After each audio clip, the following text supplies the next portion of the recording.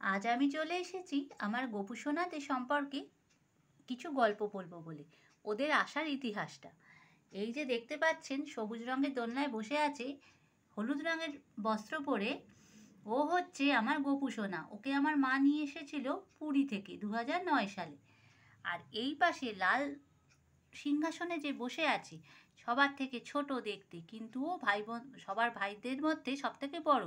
ওকে মা নিয়ে এসেছিল হরিদ্বার থেকে 2006 সালে।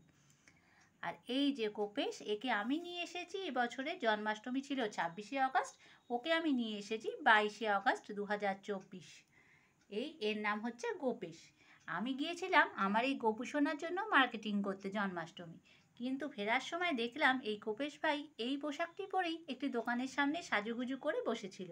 ওকে দেখে আমার এত ভালো লাগলো, তাই জন্য ওকে আমি নিয়ে চলেই এলাম। ওকে নিয়ে আসার গল্পটাও ভারী মজার, সেটা পরে আবার শেয়ার করব। সকলে ভালো থাকবেন, সুস্থ থাকবেন, সাবধানে থাকবেন। জয় গোপাল, জয় গোবিন্দ, রাধে রাধে।